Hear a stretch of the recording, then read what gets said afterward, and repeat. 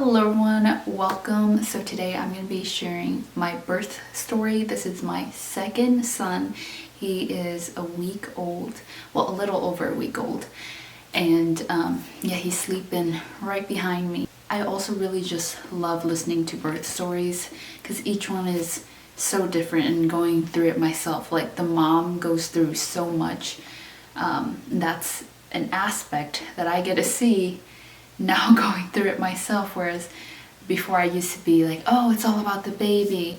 But moms go through a lot. So I'm going to be sharing mine, and I think this is just going to be a great memory to look back on as well. I do have some notes of things that I don't want to miss, so I'll maybe be staring down a little bit. With my first son, I had an unmedicated home water birth, which I have that birth story as well, so I'll try to link it down below. The reason why I went with an unmedicated home water birth was because I was 20 years old when I gave birth to my first son, Oliver, and also because I knew that God created my body to do this. So just with that background, I wanted to go with a birth that was more natural, and I absolutely loved it. It went so smooth. Obviously in the moment I was like, this is the worst thing ever, but coming out of it, it was just such a smooth birth, no complications or anything like that. With the second one, I had the same mindset. I'm young, I'm 22, I'm in good health, God created my body to do this. So with all of that in mind, I wanted to do another home birth. So I remember being in the shower one day, just praying to God, like, I want a second kid, but it would be so nice if they were 2 years apart, because I just heard that the 2-year gap is very nice. With my first time, having a gap, an age gap between my kids, I was like, let's try to go for 2, because that sounds like what everybody likes. Spoiler alert, they are 4 days apart, their birthdays. God gave me the desire of my heart, and he is such a great God. Like, just seeing him work throughout my life, seeing his faithfulness, I am very, very humbled, and he's a great God. I got so big towards my 3rd trimester, and I also felt that my belly drop. I remember coming back from my midwife appointment, and I went grocery shopping with Oliver. An older lady stopped me and said, wow, your baby dropped. I think you're gonna give birth in like 1 to 2 days. I was like, wow, all these people are saying that my belly dropped. My midwife said that my belly dropped, this random lady, and I really think I am gonna give birth soon. I'm texting my sisters, I'm telling my husband, like, my belly has dropped so low. I am having all of these signs. My sisters, they were like all guessing dates on when this baby would be born. I was just getting everybody's hopes up, and this kid was not coming. I was just really disappointed that I wasn't in labor yet, because part of it was I was so big and it felt very uncomfortable to move. If I was sitting down, it was hard to get up, it was hard to get down, hard to be with my toddler who just wants to run around with me. Another important point that I want to share, my mother-in-law and grandmother-in-law, they visited for Oliver's 2nd birthday, and I was hoping that I would go into labor while they were in town, because if I didn't, I would need to call the babysitter that I had planned. She's a lady from my church, so sweet. But part of me was like, I don't want to bother her because I don't know how long my labor is gonna be. I was also really concerned about Oliver like coming next to me while I was in labor, and me getting stressed out about that, so my labor would like not progress. I was just hoping that my mother-in-law and grandmother-in-law would be in town to take care of him, to babysit him while I was in labor. They got in town on Tuesday and they were gonna leave Sunday. I woke up Saturday morning so bummed that I did not go into labor that night, Usually labor starts at night, I think because of like the oxytocin. I just accepted the fact that I wasn't probably gonna give birth until a week later. But I just want to say God knew Lincoln's birthday, because that Saturday we just had such a sweet family day. That evening after dinner we all went outside. I gave Oliver a bath. We go into Oliver's room and I'm gonna, dress Oliver. I feel a trickle of water and I look up at my husband, who is standing at the door, and I say to him, I just felt some water. Then I rush to the bathroom and I smell it to make sure it's not pee, and it doesn't smell like pee. I try to continue with what I was doing, try to be very chill about it, because again, I don't want to get my hopes up. I feel more water trickle. So I end up texting my midwife. I tell her that I'm wearing a postpartum diaper in case she needs to check if it really is my water breaking and not just pee. She asks if I can collect it in a glass jar, like a clear jar instead.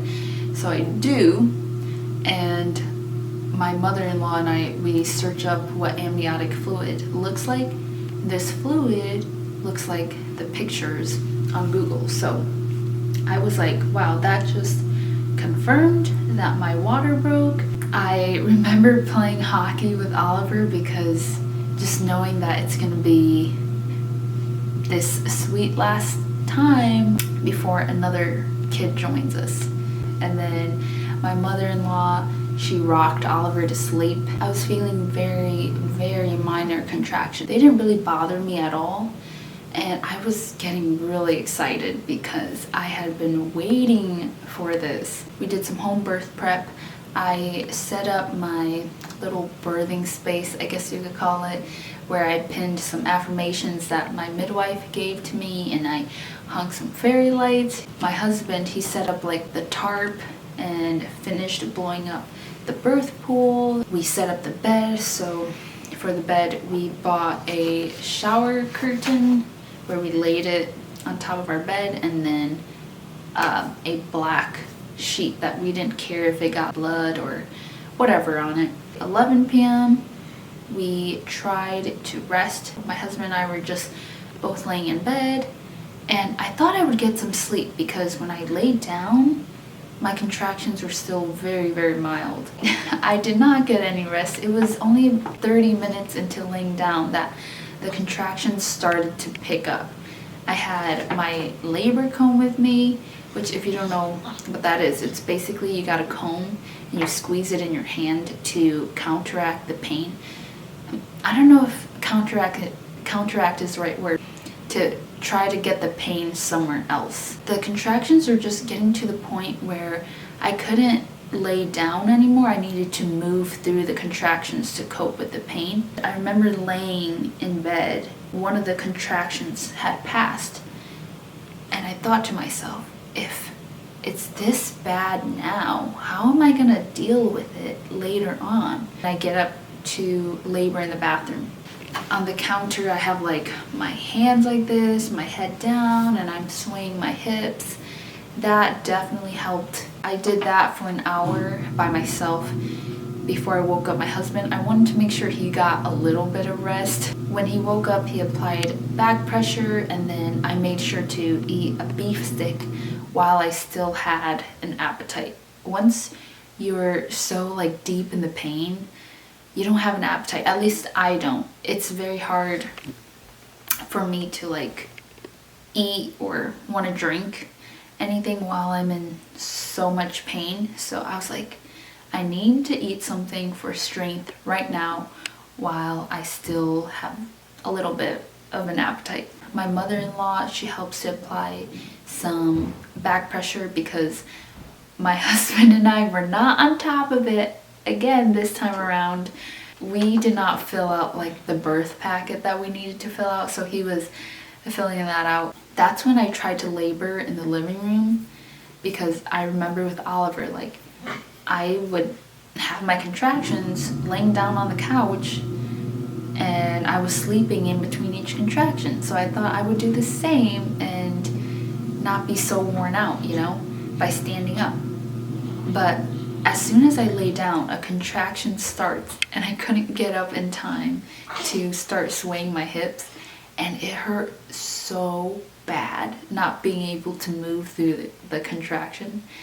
So I was like, oh yeah, I'm not doing that again. I get up and I come back to the bathroom so I can just be ready for each contraction. I'm like really confused because this is not playing out anything like it did with Oliver's birth. You know, with Oliver's birth, I was sleeping in between each contraction.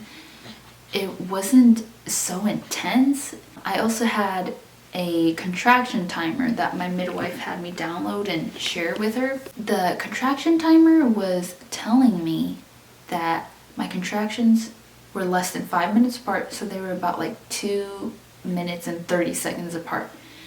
And it's telling me, hey, it's time to go to the hospital. Your contractions are less than 5 minutes apart. I was so confused because I thought I still had hours and hours ahead of me. Yeah, my husband called the midwife around 1 a.m. when he woke up, and with me sharing this live feed of my contractions with my midwife, she texts back 26 minutes later that she's on her way. So to me, that's like, oh, okay, this is getting really real. Like, she thinks it's very serious to the point where she's gonna be on her way. I felt like my body needed to push. I don't know how to describe that feeling. Before she arrived, I was telling my husband to fill up the pool and let me get in there. I didn't tell him that I needed to push, but I told him to fill up the pool and that I needed to get in there. And he was telling me that he's not gonna let me get in there until my midwife gives me the okay, because the water is supposed to primarily be for pushing. It's not really supposed to be for when you are laboring. I kept telling him, okay, just fill up the water, just fill up the water. And he eventually does. So he's like got the hose connected to the shower, filling up the water, filling up the birth pool. I was counting down the minutes until my midwife would arrive to give me the okay to get in the water and to start pushing. I was in so much pain. Everything was annoying me. My husband had some cheesy eggs that my mother-in-law cooked. The smell was annoying me. We had an electrolyte water in a mason jar on the bathroom counter for me to drink. That was annoying me, that there was a glass jar so close to me that I could break. Finally, my midwife arrived at 2:30. I was very relieved when she arrived because now at least I could push. She stood by the side of me and she's like, hi, I'm a grandmother now. And I'm like, congrats. While I'm in all this pain, she just tells me that she's a grandmother. I think she checked my blood pressure, but she's also trying to listen to baby's heartbeat. I don't know how many minutes that was, but she finally got Lincoln's heartbeat. And then I tell her that I feel like I need a push. So she asked me if I want to go into the pool or if I want to get checked how dilated I am. And I was just like, I just want to get in the pool because, again, I'm in so much pain. I'm looking for some relief and looking to push. She tells me that if I push prematurely, it could cause some damage, something like that. So I'm just like, okay, I guess we can get checked. Okay, I keep saying this all the time, but I was in so much pain that they were having a hard time getting me on my back. And I got on my back so they could check me, but I was so tense. She tells me that I'm only 7 to 8 centimeters dilated, but she allows me to get into the pool. At this point, I am so confused because my body is telling me that I need to push. Like, I feel like I need to push, but then my midwife is saying that I'm not 10 centimeters dilated yet. Oliver, I went to the toilet thinking if I just got this poop out, I would feel so much better. And then I felt an involuntary pushing, and that's how I knew I needed to push. This clear sign that it was time to push. My midwife is telling me I'm not ready to push, and I was so lost. I just labored in the water for a little bit. I dipped my face in the water because the pain was so unbearable. I was starting to not deal with the pain very well. I was doing a breathing technique from Bridget Taylor. I was doing her breathing technique, and I was starting to lose it because when you're in pain, you want to start like hyperventilating, and that's what I was getting to. I dip my head in the water to try to cope with the pain, and I bring my head back up because I'm like, dummy, you and your baby needs oxygen. At one point I said, I can't. I was about to finish the sentence, like, I can't do this, but I stopped myself at I can't, because that's just a negative talk. You can do this. And after that, each contraction, it was a mental battle. I was giving myself pep talks to get through each contraction. The pain was so much more intense than with Oliver. And obviously with Oliver, it was stretched over 22 hours, but with Lincoln's, it was smushed into 7 hours from my water breaking to when Lincoln was born. I guess you gotta pick and choose your battles. I turn to my midwife and I tell her again that I feel like I need to push. And she says I can give into the feeling a little bit.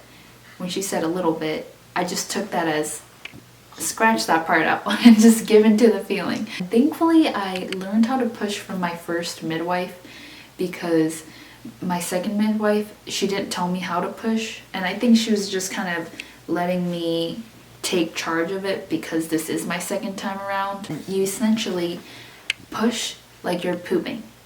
I know that sounds kind of gross, but that's the effective way on how to push a baby out. I literally get on all fours, put my hand to try to feel for Lincoln's head. I don't feel anything. A couple more pushes later, I feel again, and I feel a head with a little bit of an umbilical cord right here, because it's not smooth, so I know it's the umbilical cord. And that really just encourages me. I'm waiting for each contraction to power me through the pushes. I pushed, and this time I also felt the ring of fire more than I did with Oliver. And I was just very glad that I was in water, because I don't know how women do it without the water. I would feel it burning so much more. I'm very thankful that I was in water. I turned to my husband with a big smile on my face. I tell him that I can feel Lincoln's head. So my midwife feels as well, and she says that she can feel the head. The pain is like not bothering me as much anymore because I know I'm about to meet my baby soon. Once the head comes out, my midwife encourages me to keep pushing. And I think it was within 3 pushes that the shoulder slipped out, and then my midwife, she comes to the front because she was behind me.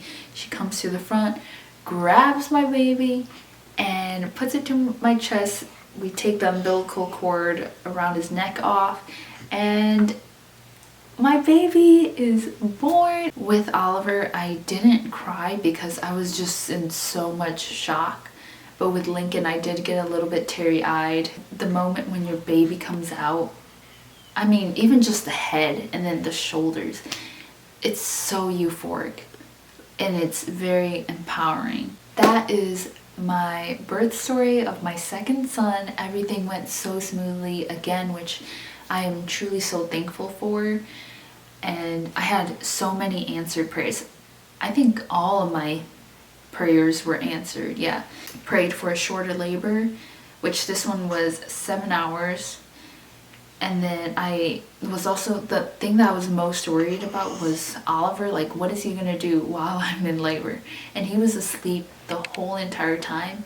So that's another answered prayer. And then I didn't want a hospital transfer. Obviously, if that's to keep us safe, I want it. But I prayed that everything would go smoothly and we wouldn't need a hospital transfer. And that was another answered prayer. So God is just so good. He answered all of my prayers. I'm so thankful. Just some other things that helped it go really smoothly was easy breastfeeding.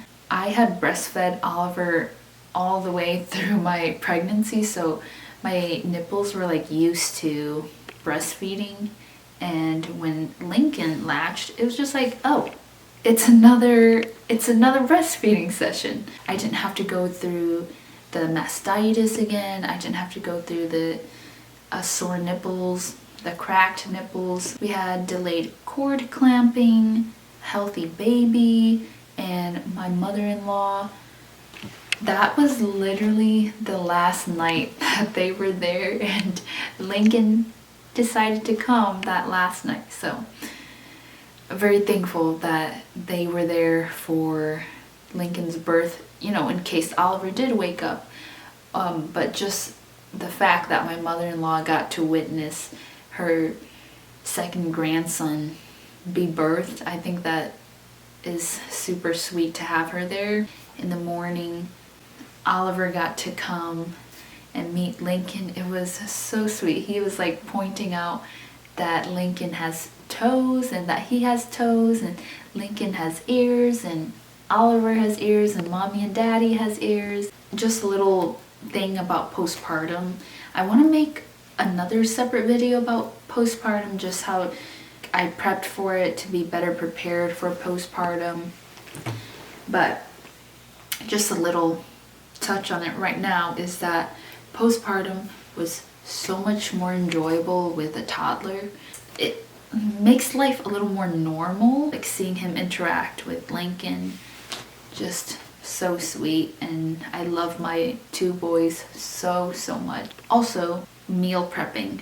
We're getting dinners from our church, but my husband and I meal prepped some pancakes and also breakfast sandwiches. During those first few days, we ate pancakes and eggs for breakfast, and then when I woke up with Lincoln in the middle of the night and I was super hungry from breastfeeding, I would just heat up a breakfast sandwich, and that just helped make everything so much smoother during postpartum. That is my birth story. Thank you guys so much for watching, and I'll see you in my next video. Bye!